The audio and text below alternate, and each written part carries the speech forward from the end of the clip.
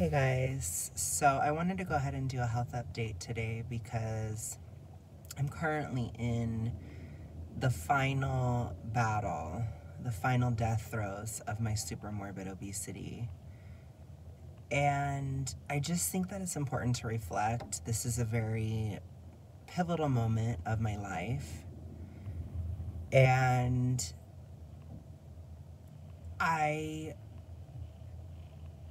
I feel the kind of heaviness of it in the air. My body does not want to let go right now.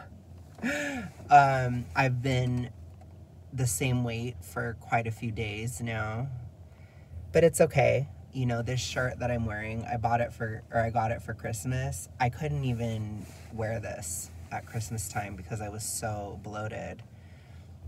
And I couldn't even wear it a couple weeks ago. So my body is still changing. My waist is almost back to its lowest that it's been, on this thyroid protocol. And I'm really getting there. And I think it's the feeling that comes with it is this feeling of, I want to call it defying gravity. Because in all of my attempts at losing weight, and there have been many, I want to make a video about how many there have been, a short about it. I have something planned, but I have never gotten this far. Like, I've never gotten to the point where I wasn't super morbidly obese anymore. And I think the hardest thing is getting past that threshold, because when you're super morbidly obese, it is the most difficult to lose weight in that range. And I know my fellow fatties out there, you understand the feeling of, it's a feeling of sort of gasping for breath, of hoping and praying that it can happen and that you can get out. And it has taken me multiple years to get to this point. And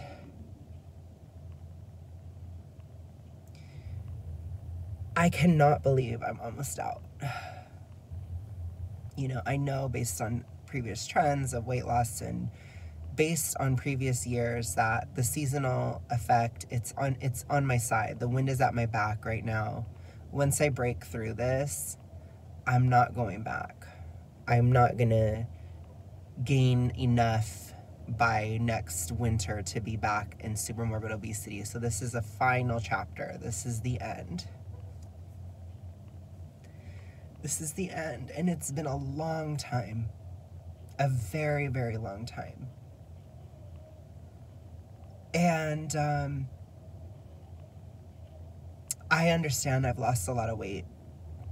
I understand, when I said on a video yesterday that I had lost 80 pounds of fat. That's true. It's almost 82, if you want to get technical. But there's something very meaningful to me about no longer being super morbidly obese. I think because it's when it becomes real. It's reaching a certain point where the progress has gone so far that it's very, very real. It's undeniable. It feels like defying gravity. It's very much that feeling. I've actually listened to that song a little bit because it's the feeling of it. It's just like, I'm not going to accept limits that other people have told me when it comes to losing weight. And there are a lot of times when I feel like, when I'm on this journey, I feel like I am defying all expectation, defying not just what fat acceptance people say, but defying what I myself believed. For many, many years, I believed that it was impossible. And it's a feeling of defying gravity, walking on water. It feels miraculous. It's hard to explain because sometimes in our minds, things can feel so real and you can feel like you can never get out. I've always described super morbid obesity as being in a pit. it's very, very difficult to break out of it. It's not impossible, but it's not linear, and it is tough. And to finally be getting to the end of this, I am just like, I'm kind of in disbelief, and I'm held in suspense. You know, it's like I don't know what day it's going to happen, but I know that it's coming really, really soon. And I can tell certain health effects I have, they're weakening a little bit. You know, I used to get migraines a lot. And now I get like mini grains. They're like barely a migraine. It's like not even really one, but it's like it almost happens. And I can tell when it naturally would have happened earlier, and it doesn't. It doesn't ever quite get there. The other thing is I've been having a lot of serotonin effects because I'm losing. So as I told you guys in my last video where I kind of complained, I'm dealing with winter hypo issues and summer hypo issues at the same time. This is it's a very difficult time in this journey. This is one of the hardest times I've had because it's hard to have both seasonal issues at once. And I think today I almost had a panic attack, but it was a mini one. So it's very much this feeling that I have where I feel like I'm in suspense and I just want it to end, and it's not ending, but there's these little tiny things that happen every day, or little tiny changes that are occurring. And I'm very, very hyper aware because I pay attention to high hell. And it's like I'm trying so hard to just break through this. You know, my body hasn't done this before. I think it's going to take it a minute to adjust. It's going to take it a minute to, you know, sort of, as I've talked about in winter, your body, in my opinion at least, it kind of crystallizes a new set point, and it crystallizes in a new place. And it's very challenging or different for my body. It hasn't been not super morbidly obese since I was in high school, since 2010. It's been a long time, a very long time. And it's like, I don't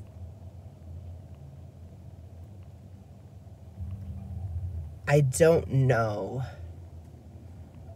when it's, you know, it's like I know intuitively that it will happen, but emotionally I don't know if it will, because there were so many times where I'd get right to the precipice of this, and then my hypo would get too bad, or something bad would happen, or something would go on, and then I'd just start gaining again.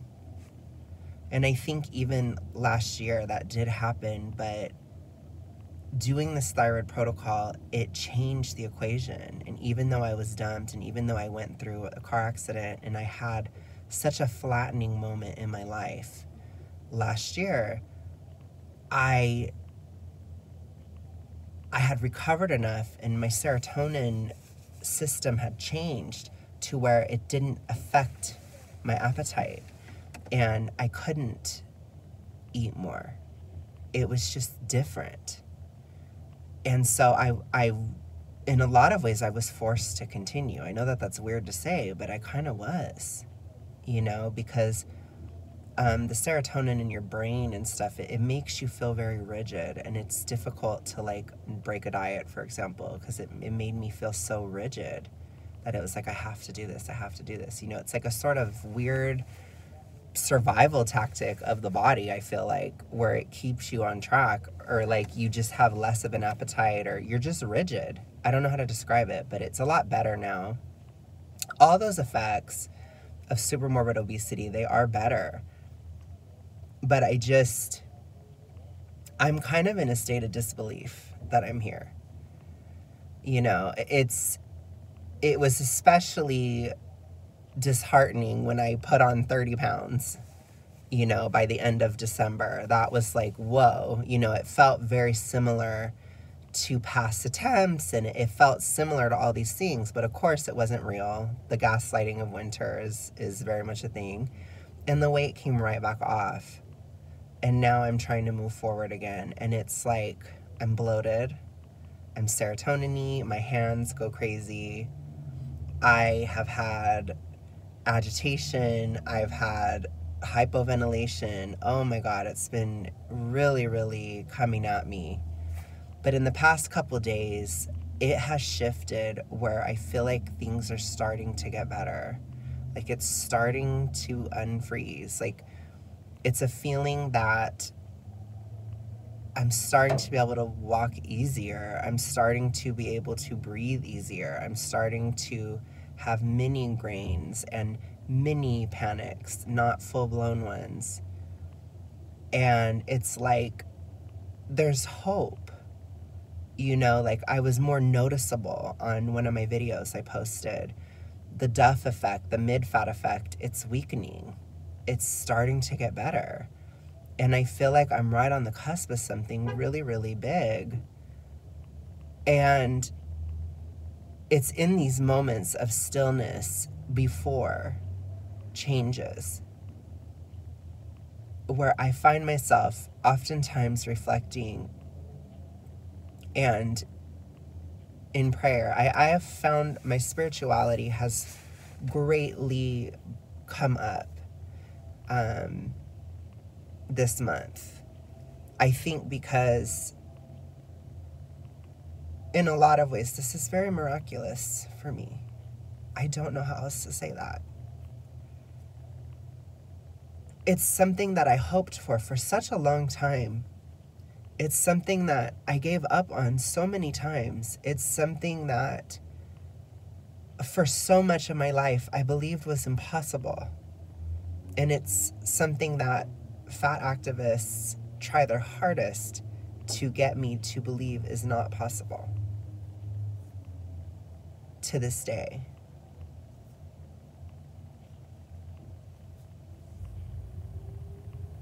And I'm just like,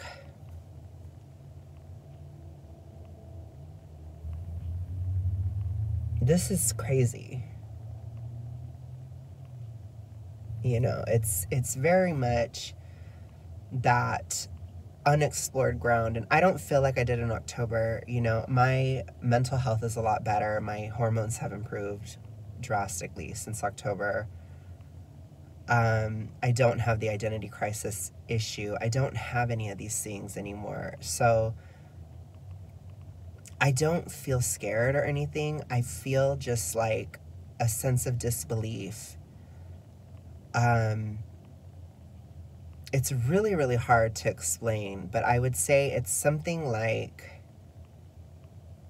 I don't know, I guess it's kind of is like when a fever breaks, right? It's like sometimes when you're in a fever, you just feel like it's never going to end, and it feels so awful, and then all of a sudden it just changes. And that's kind of what it's like. It's like I've been in this state physically for such a long time, and I'm just thinking today, and I'm like, you know, it's getting easier and easier to not have sugar. It's getting easier and easier to, you know, eat these non-hyperpalatable foods and just have a more normal diet. It's getting easier and easier each day that passes to stay on the deficit. Like when I think of these things, it's truly incredible because it's in defiance of everything I thought I knew. It's in defiance of everything that the culture, the media says. You know, I remember a week ago, I was really, really, really struggling with my hypoventilation, especially like a week or so ago. And I was looking up articles to do videos on. And one of them was from like the University of Michigan. And it was basically saying all these reasons why you cannot lose weight. It was like your body changes your hormones to where it makes you hungrier. Your body does this. Your body downregulates this. Your body does that. And it was just like all these different aspects of why it's impossible to lose weight. And I was just like, how am I sitting here and living the exact opposite experience. How am I sitting here and it's getting easier with time? How am I sitting here and my appetite is more normal as time goes on? And it's not to say that it has not been without trial and tribulation. A lot of the serotonin shifts I've had in my brain, they have been horrific and miserable and really, really awful. But at the end of it, I have a more normalized appetite. I don't have an ability to binge anymore. And even if I eat a lot one day, I can only do it one day. It's like, oh my gosh, you know, I have more of a thin brain now. And that's something that supposedly was not possible. But it is. It's happened. And the further I go, you know, both in terms of thyroid health and in terms of weight loss, the more I realize that it's not so much that it's impossible or that it doesn't work anymore or any of these things. It's more so that people don't wait long enough or they don't do it long enough. Because at the end of the day, if I were to just have done my thyroid protocol and seen, well, I didn't lose weight in the 6 months from March of 2021 to September of 2021. In fact, I gained weight. I gained 30 pounds because I had been keto prior and my metabolism was incredibly slow. And if I would have just seen that and been superficial and been like, I've been gaining weight, I'm giving up, I'm quitting, I would have never had the results that I have today. I would have never gotten this far. I don't even know if I would be here anymore because my hypo is that severe, like I said. And even now, there are so many moments where I tell some of my friends, like, the symptoms I have, the issues I have, and they worry about my health. They say, are you sure you're okay? Are you sure? To which I have to respond, I'm super morbidly obese. Super morbid obesity, it is a state of imminent death. It is deadly. I'm never going to be okay at this size. It's just a reality. Like, when you are super morbidly obese, you always are going to have symptoms. All you can do is choose what symptoms you have. So if I didn't have these serotonin effects, if I didn't have the swelling in my wrists and ankles, the weird neuropathy-like feelings, the twitching in my hands, the thrashing around at night, the weird nightmares, you know, like, I haven't really had nightmares, but I thrash around so much when I sleep now. I have the most restless sleep because of the serotonin, the panic, you know, all these things that I've experienced, especially over the last year. Like, it's either I experience that or I experience more pain, more inflammation, more breathing problems, less energy, less ability to do anything. When you're super morbidly obese, it really is a choice between what pain you want to deal with. And not everybody will have the same effects that I have. I think a lot of the reason I feel these weird serotonin things is because when I had BED, I broke my brain. It broke my system. And that system has to recover. And it's not a nice process. It's very difficult. And this past year has been one of the most arduous, one of the most challenging, one of the most, you know, the only thing that I can compare to it in severity and difficulty in my life was 2020 and being isolated and locked down and dying. That's the only thing that is comparable to this journey I've had since last spring. It has been that difficult because to be ignored by everybody, to have the internal shame and the internal shutdown. You know, I felt extremely shut down both externally and internally, and that is really difficult to live through. I feel like I was completely canceled, completely shut out for almost a year. You know, I mean, if you think about it, like, I had zero dating luck. My channel did not grow as much as I felt like it should have, because when you're invisible, right? I so appreciate you guys that are here, though. Don't ever think I don't, because I so do. But when I think about all these different aspects, you know, like in 2022, I was kind of popping on YouTube. Like, I know that's kind of weird to say, but I was. Like, I was everywhere. My big fat face, my big fat ass was all over the internet in a certain sense, you know? And to become invisible this year, after that, it felt like such a huge shutdown. To be dumped, to not be able to date anybody, to not have any real options anymore, you know, like I couldn't move on career-wise. Like, there are so many things that I had to take a huge L on last year, and I finally faced the mid-fat curse head on, you know, and I dealt with it. I never wanted to deal with that. That is probably one of the biggest reasons why I never lost the weight, because it was so difficult. And who wants to just sit there and take a huge L for a year of your life, you know? And it's not like I wasn't sick. I still was very, very ill all the way till October. And it's just like, so I was sick, I was extremely depressed, I was extremely rigid in my mind. I had rage, I had so many different feelings, so many different emotions all the time, and shame and all these things internally. And it was such a difficult thing to go through, and to just feel that it's lifting, feel that it's ending as I start to exit SMO. It is just like, holy shit. I am getting to the other side of this gulf. I'm getting the other side of this cliff of mid-fat I've never got to. Because holy crap. You know? It's crazy. It's so crazy to me.